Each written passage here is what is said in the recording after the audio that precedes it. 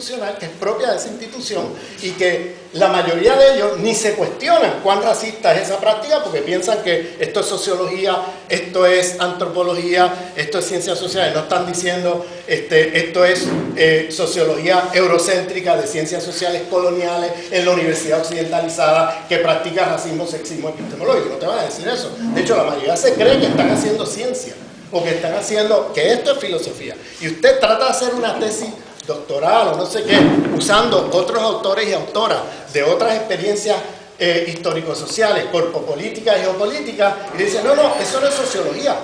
Usted, ¿qué autores son esos? Yo no conozco esos autores, yo nunca he sabido de esos autores. Algunos de ustedes que han sido quizás estudiantes universitarios saben a lo que me refiero.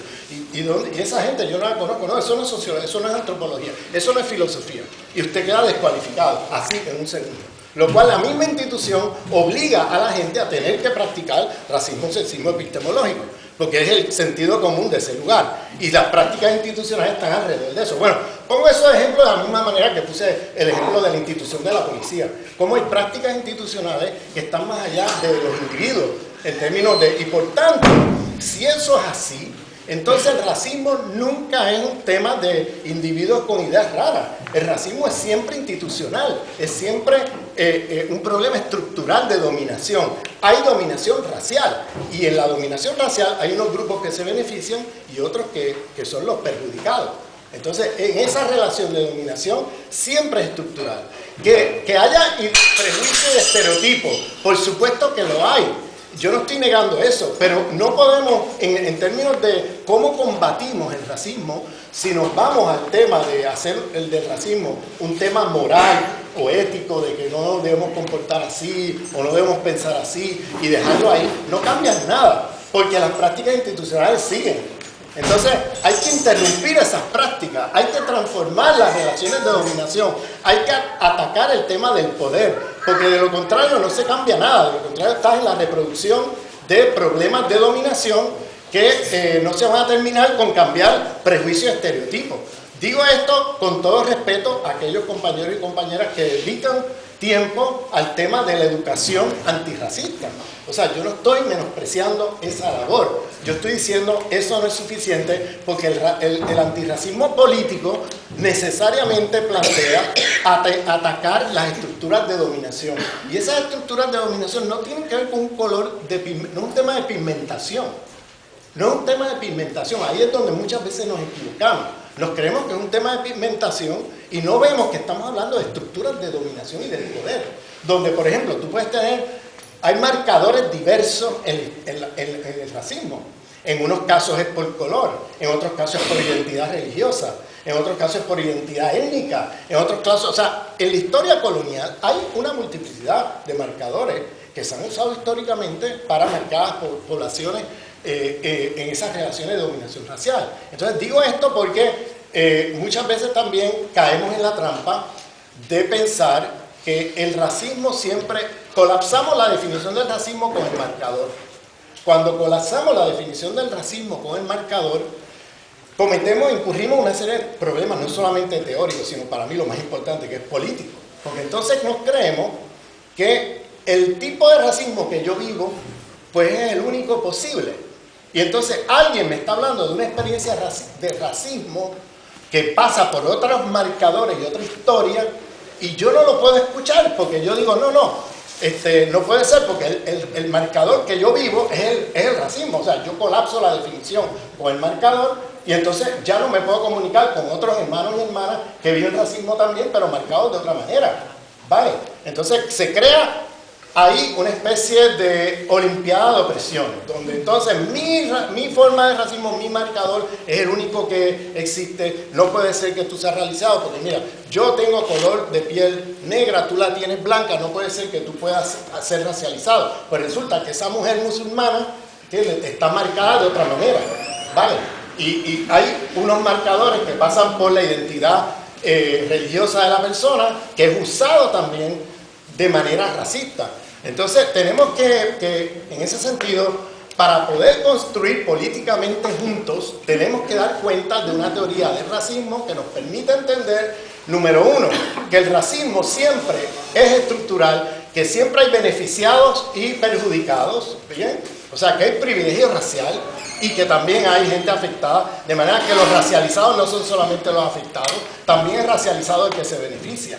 Es decir, la supremacía blanca en unos espacios o la supremacía con otros marcadores de tipo étnico, ¿no? Si tú te vas, por ejemplo, a la colonización británica de Irlanda, para dar un ejemplo. Los británicos colonizaron Irlanda por 700 años. Bueno, el racismo de color ahí no le funcionaba, porque probablemente los irlandeses tenían el color más blanco, eran más blancos que los británicos. ¿Qué usaron ahí? Identidad religiosa.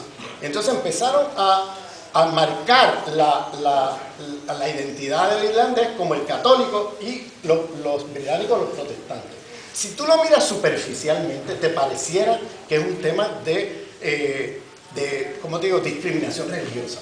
Si lo miras superficialmente y dices, esto es un tema de discriminación religiosa entre protestante y católico. No, cuando lo miras más profundamente, tú ves que aquí hay un problema serio y profundo de racismo. Y ahora vengo al tema de entonces qué es racismo, ¿no? Pongo el ejemplo irlandés para mostrar cómo pueden haber racismos marcados de otras maneras. Hoy día en Europa, con la islamofobia rampante que existe en Europa, tenemos que tener eso bien presente porque nos olvidamos de que la islamofobia es una forma de racismo que está en el territorio que hoy llamamos Europa desde la expulsión de los moriscos desde antes, desde la caída de Granada en 1492. La islamofobia toma un carácter racial en el siglo finales del XV y el XVI, donde, y es importante llamar la atención de esto, donde el tema de la islamofobia ya no es un tema de discriminación religiosa como ocurría en la época medieval, sino que en la época moderna y con la conquista de Al-Ándalus tenemos una forma de islamofobia que pasa a ser racial.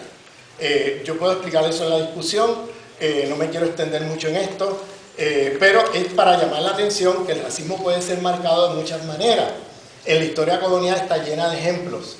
Tú puedes tener hoy élites occidentalizadas en África con un rostro negro que estén allí practicando racismo. ¿Por qué? Porque el racismo no es una geografía ni es un color de piel. El racismo es una posicionalidad en relaciones de dominación estructurales e institucionales. Y tú puedes tener una persona de piel negra africano, élite occidentalizada, entrenada en Oxford o en la Sorbona, que ahora es el líder del país que hace prácticas neocolonialistas, ¿no? En ese lugar, que puede estar haciendo o ser parte de la estructura de dominación racial de ese lugar, que no se marca por color, sino por identidad étnica o religiosa. No se puede marcar por color, porque no tienen de color de piel, los dominados y los dominantes tienen el mismo color de piel. Entonces, ¿qué se usa ahí? Ahí se usan otros marcadores distintos. Entonces, yo llamo la atención a esto para entonces hacer la siguiente pregunta. Entonces, si el racismo puede ser marcado de múltiples maneras, ¿qué es el racismo? Entonces, el racismo para mí, y siguiendo la escuela de filósofos fanonianos, es una estructura de dominación de superioridad e inferioridad sobre la línea del humano. Es una estructura, institución de dominación de inferioridad, de superioridad e inferioridad sobre la línea del humano. Los que están arriba son hiperhumanizados como lo humano, son identificados como los humanos. Los que están abajo son deshumanizados como subhumanos o no humanos. Entonces, ¿cómo se marca eso? Ahí hay que historizar cómo se marca esa estructura, porque puede haber momentos de discriminación religiosa que no sean racistas, o pueden haber momentos de dominación colonial que tampoco sean racistas. ¿Qué es lo que lo hace racista o no? Eso tiene que ver todo con cómo se marca la materialidad de la dominación. Eso tiene que ver todo con cómo se da la materialidad de la dominación. En las estructuras racistas, los sectores que forman parte de lo que Fanon llama la zona del ser, la zona de los superiores, la zona de los hiperhumanizados como superiores, ¿no?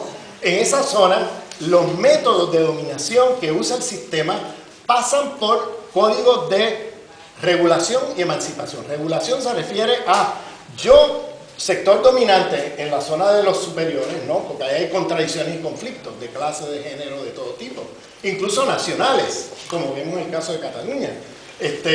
Pero en esa zona, casi siempre como regla, los problemas se gestionan a través de métodos de códigos de derechos, derechos humanos, derechos laborales, derechos